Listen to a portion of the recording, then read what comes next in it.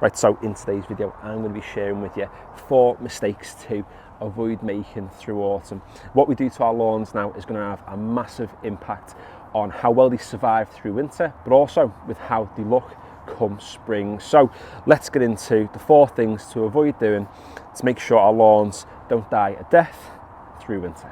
Now, the first mistake, it is a simple one, but it is do not cut your lawn too short. Really what you need to be doing is cutting it a little bit longer than what you would sort of traditionally cut it at through the rest of the year. So if you look at this lawn now, getting really close, you can see there's quite a lot of length on this lawn. It's a little bit like a shag carpet, and the reason why I'm leaving it this long is because obviously it's a little bit longer than what I've been cutting it at, but also this lawn gets a lot of shade, so a longer grass plant, a longer grass leaf is going to be much more beneficial to a lawn like that. If we look at this cool cat out at the front, ignore the cement block and the weird tub of grass that's been there for ages, and then it's sort of embarrassing when we have guests around.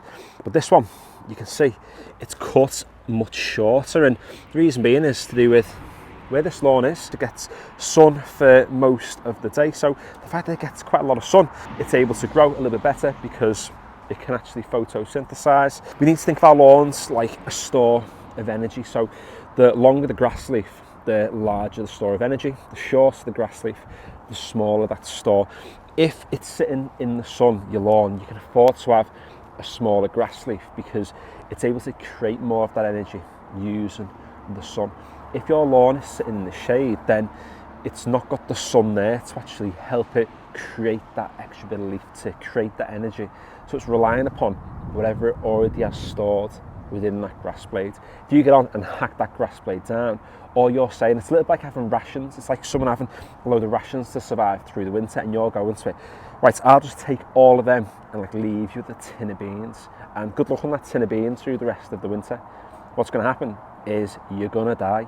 The grass blade's going to die. I say on this channel all the time, no one's going to die. Well, I'm telling you now, if you hack your grass down, someone, i.e. the grass, is going to die. Now, this next mistake might be one that some of you can't really avoid, and it's using a mower with a rear roller.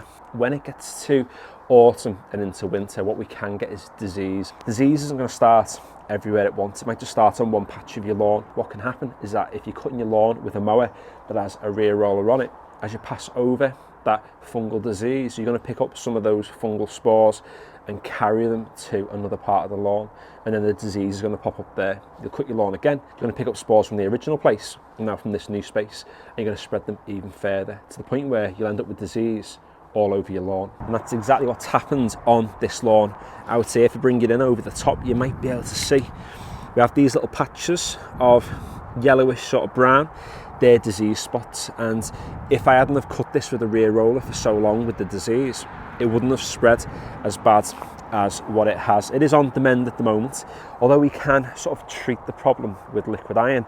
It's always better to avoid the problem. So if you can, if it's possible, use a mower without a rear roller. And with all things lawn care, there's no perfect fix or perfect solution. It's just kind of, preventing the bad stuff from happening as much as we can. But if your lawnmowers all have rollers on, or you only have one and it's got a roller, then don't stress. No one's going to die. You might spread some disease, and some grass blades might die, but you'll be fine. I mean, there's worse problems in the world, like your tripod snapping midway through shooting a YouTube video. I mean, that's a real problem that some of us have out here. Right, the next mistake that you want to avoid making is overfeeding your lawn, and specifically feeding it with a high nitrogen fertilizer. I've seen a few things online about people putting really high nitrogen fertilizers down to deal with some lawn problems, and at this time of year it's not really ideal. When you use a high nitrogen fertilizer, what the grass plant is doing is putting its energy into producing more leaf and not necessarily more roots. In the summer, that's great because we want that leaf growth, and with the support of the sun, it's able to photosynthesize really well and become strong, and then when we're chopping parts of the plant off, it can grow back fast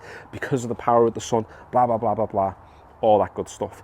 In the winter, we don't really have that privilege. You can see with my lawn now, it's 10:30 in the morning, and it's getting loads of sun, as you can see. So because of the lack of sun, means that we can't go mental with nitrogen. I mean, if your lawn's in the sun all day, you might get away with a bit of nitrogen now, but as time goes on, and you really want to reduce it. Think of the winter like a marathon that the grass has to run. It needs to save all its energy for that.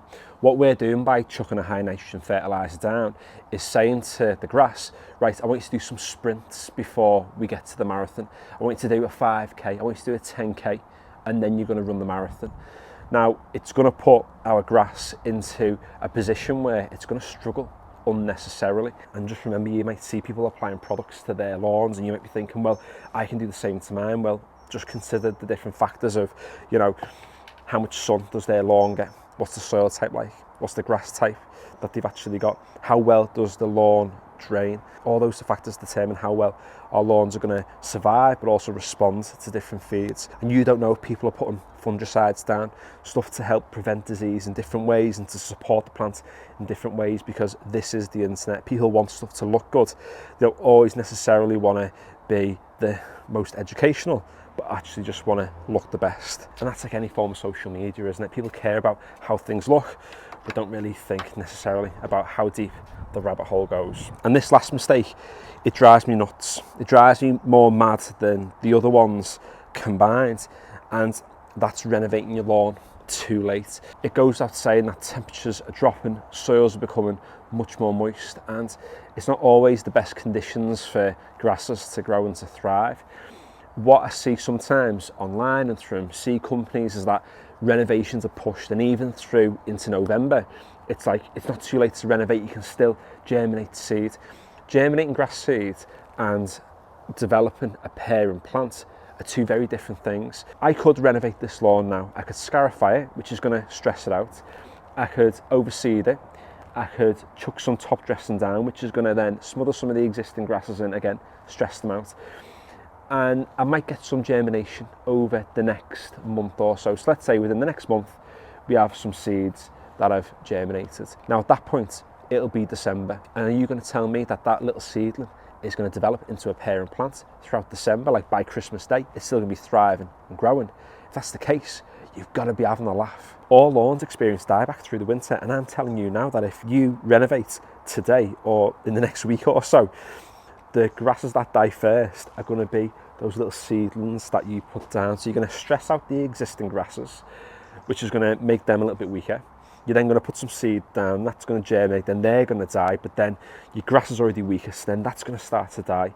And then by spring, you're going to need to do a full renovation again, which gives you something to do, I guess, but it's not the best thing for your lawn. The best thing you can do to your lawn now is to literally just leave it and do the bare minimum to it. There's that common phrase of less is more, and that's certainly the case now. Me and my wife have just had our first child, and it's been really, really difficult over the past few weeks to be able to come out and do stuff lawn care wise, and I think it's kind of been timed quite well because there's been less to do. Whereas I think if we'd have had the baby in April time, I'd have been stressed thinking I need to get out and cut the grass every 2 days, 3 days, maybe every single day, quite possibly getting it looking absolutely boss. But there's something that my wife said recently that kind of relates to lawn care in a sense. She said, you know, you shouldn't try and make a happy baby happier. We live in a world now, don't we, where there's constant stimulation and we've always got to one-up everything we do. And if the baby is content, leave the baby, because the simple act of trying to make it happier might make it more distressed. The same thing goes for our lawns at the moment. Your lawn might be doing okay. If that's the case, just leave it. Don't try and make a good lawn better in November, because all you're going to do is make that good lawn worse.